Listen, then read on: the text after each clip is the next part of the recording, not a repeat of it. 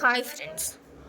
ఒకసారి ఒక దట్టమైన అడవిలో ఒక చిన్న పక్షి ఉండేది. అది ఎగరడానికి సిద్ధంగా ఉన్న దాని గూడు అంచున నిలబడి ప్రతిసారి అతిగా ఆలోచించేది. ఎలా అంటే, నేను కింద పడిపోతానేమో, ఎగరడానికి వెళ్ళి ఎక్కడైనా తప్పిపోతానేమో, నాకు అసలు బలం ఉందో లేదో అని ఎప్పుడూ ఓవర్ థింకింగ్ చేసేది.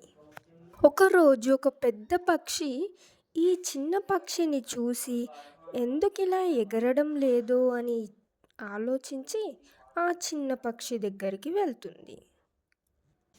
వెళ్ళి ఇలా అంటుంది, ఏమైంది, ఎందుకు నువ్వు ఎగరడం లేదు, ఎప్పుడు ఇక్కడనే కూర్చొని ఉంటున్నావేంది అని అడుగుతుంది.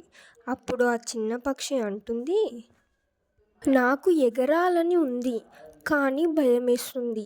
ఎగిరేటప్పుడు నేను కింద పడిపోతానేమో, నాకు ఎగరే అంత బలం ఉందో లేదో, దారి తప్పిపోతానేమో అని భయమేస్తుంది.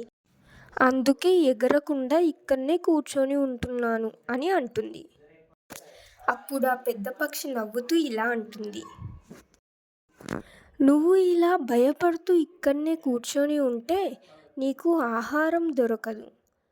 ఎలా బ్రతుకుతావు ఇలా అయితే? నువ్వు ముందు అతిగా ఆలోచించడం మానేయి. సున్నితమైన ప్రోత్సాహంతో పెద్ద పక్షి చిన్న పక్షి యొక్క ఆలోచనలను మార్చింది. పెద్ద పక్షి ఈ విధంగా చెప్పింది చిన్న పక్షితో, నిన్ను నువ్వు నమ్ము, నువ్వు ఎగరడానికి పుట్టావు. చిన్న పక్షిని మోటివేట్ చేసింది. చిన్న పక్షి మనసులో మాటలు ప్రతిధ్వనించడంతో ఆ పక్షి ఊపిరి పీల్చుకుని రెక్కలు విప్పింది. ఇది తన ఈకల క్రింద గాలిని అనుభూతి చెందింది. దానిని ఆకాశంలోకి పైకి ఎత్తింది. చిన్న పక్షి ఎగురుతూ చింతలు మరియు సందేహాలు అన్నీ అనవసరమని గ్రహించింది. ఆ రోజు నుండి సందేహాలు వచ్చినప్పుడల్లా పక్షి ఓవర్ థింకింగ్ను అధిగమించడం వల్ల వచ్చిన స్వేచ్ఛ మరియు అవకాశం యొక్క అనుభూతిని గుర్తు చేసుకుంది. తనకు వచ్చిన ప్రతి అవకాశాన్ని స్వీకరిస్తూ ముందుకు సాగింది.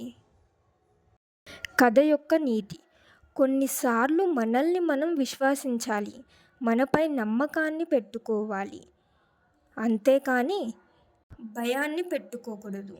అతిగా ఆలోచించకూడదు.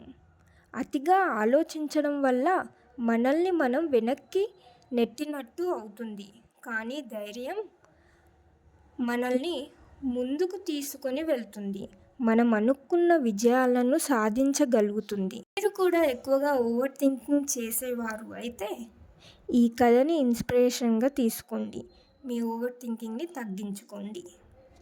ఈ వీడియో మీకు నచ్చినట్లయితే please do like, share and subscribe. ఎలా ఉందో కామెంట్ చేయండి. Thank you for watching.